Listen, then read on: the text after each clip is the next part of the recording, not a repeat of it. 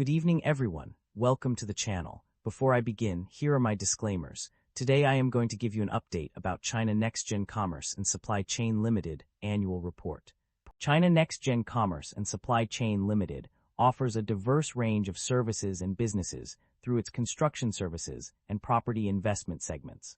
In the construction sector, the company provides civil engineering work such as road construction, earthworks, drainage systems, and soil improvement projects. Additionally, it offers building construction services for industrial buildings, including substructure work, piling, additions and alterations, electrical and mechanical installations. The company also provides ancillary services like logistics and transportation of construction materials. Furthermore, China Next-Gen Commerce and Supply Chain Limited invests in and leases residential and industrial properties to generate revenue. Its clients include government agencies and commercial corporations. With its headquarters in Singapore, the company has been operating since 2018 under its current name, having previously been known as S&T Holdings Limited. The stock price of China Next-Gen Commerce and Supply Chain Limited has skyrocketed by 243.33% over the past year, with significant volatility and substantial increases over shorter periods. Despite this impressive growth, the company remains a loss-making entity, reporting a widening annual loss in its latest financial reports. While specific news events directly correlating to the stock price increase are not explicitly detailed, it is clear that the company's business activities do not appear to be aligned with the broader rally seen in Chinese AI and semiconductor stocks. Instead, China Next-Gen Commerce and Supply Chain Limited operates primarily in the construction services and property investment sectors in Singapore.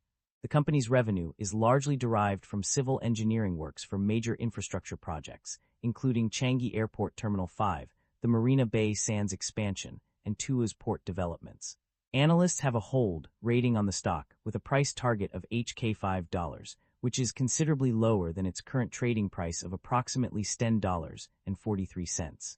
It remains unclear what specific factors have contributed to the significant stock price increases observed in the latter half of 2025. However, it is worth noting that older news from mid-Minus 2024 indicates that Wang Kelly completed the acquisition of a stake in the company, although it is unclear if this directly contributed to the stock price growth. China Next-Gen Commerce and Supply Chain Limited market capitalization of $5 billion is significantly larger than the average industry peer of roughly $0 billion. This shows that China Next-Gen Commerce and Supply Chain Limited holds a significant advantage in their industry. China Next-Gen Commerce and Supply Chain Limited trades at a higher price-to-book ratio of 30.54 times relative within the industry. But when we look at the broader industry, much for its peers are also priced fairly or higher. This indicates an overall sector-level optimism, suggesting that most investors have already participated in the industry, leaving limited opportunity to uncover undervalued stocks. The leverage on the balance sheet appears elevated, with liabilities of 61% of total assets. This raises some concern, and we should examine the industry and nature of the business to determine whether they justify the elevated leverage. Average liabilities have declined over the past 5 years, indicating improving balance sheet discipline and reduced financial risk. Shareholder equity has declined over the past 5 years, but operating income remains positive. The equity weakness may stem from capital structure changes, such as buybacks or dividends, rather than operational deterioration. The share count has remained broadly unchanged, indicating no significant dilution or buyback activity over the past 5 years. The income statement shows that the company revenue have been declining annually and operating income have not been increasing. This shows that the business is under pressure with rising cost and its management is unable to expand the business. The primary drivers of revenue growth or decline can be identified through a review of the extracted summaries.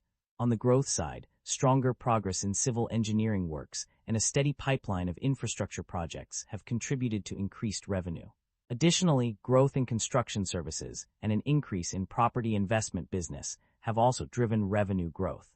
In terms of specific numbers, construction services revenue saw a 10.2% growth from $55,444,000 to $61,090,802, while property investment revenue experienced a 7.3% growth from $504,000 to $540,808. On the other hand, decline in revenue can be attributed to decreases in building construction works and other ancillary services.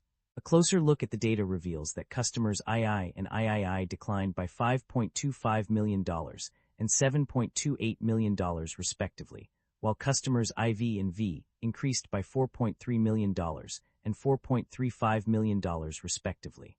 This suggests that changes in customer behavior or market conditions may be contributing to revenue decline. Overall, a combination of factors including project progress, customer behavior, and market conditions are driving revenue growth or decline. The net income of the company experienced a mixed trend over the 2 periods under review. Initially, on page 5, it was observed that the net loss increased from $0.8 million to $0.9 million, indicating a decline in financial performance. However, by page 10, there was an improvement as the net income rose by approximately $0.1 million. In terms of profit margins, the gross profit margin showed a downward trend. On page 5, it narrowed by 0.6% to around 8%, and on page 10, it decreased further from 8.6% to 8%. The net profit margin was not explicitly stated in any of the summaries provided. The company's operating cash flow is a mixed bag. While there are instances where the company generates positive operating cash flow, such as in 2024 with $5,132,881 and 2025 with $4,908,606, page 88, other years show negative or uncertain results. For example, page 5 indicates a net loss of $0.9 million, while pages 10 and 142 confirm negative operating cash flow. Additionally, some pages are inconclusive, stating that there is no clear indication of positive or negative operating cash flow, page 143. Overall, the company's operating cash flow is not consistently positive across all years. The company's debt level and interest expenses have undergone significant changes over the past year. In terms of debt level, there has been a notable decrease in total bank overdrafts, borrowings, and lease liabilities from $18.6 million to $15.6 million. Non-current liabilities also saw a reduction, with bank borrowings decreasing by 34% and lease liabilities dropping by 32%. Financial liabilities debt have decreased from $37,971,248 to $31,649,195, while interest-bearing debt has dropped by $1,677,153. Interest expenses have also seen a decline. Interest on bank borrowings decreased from $618,395 to $446,577, and interest on bank overdrafts fell from $239,820 to $149,433. The company's total interest expenses for 2024 were $8,348, while in 2025 they dropped to $7,150.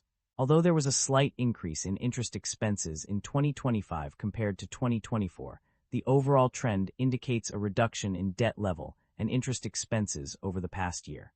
The financial performance of various segments and regions has been analyzed based on the extracted summaries. In terms of poor performance, civil engineering works in China Next-Gen Commerce and Supply Chain Limited have seen a significant decline over the past few years, with a decrease of $9,431,105 within 1 to 2 years and $19,178,378 within 2 to 5 years. Additionally, building construction works in the same region have also decreased substantially from $138,783 to just $8,382. On the other hand, rental income from property investment in China Next-Gen Commerce and Supply Chain Limited has shown an increase of $36,808. Furthermore, construction services in Singapore have experienced a notable revenue growth, rising from $55,467,476 to $61,114,278. These contrasting performances highlight the varying levels of success across different segments and regions within the company's operations. Management's views on the company outlook and strategy are centered around several key areas.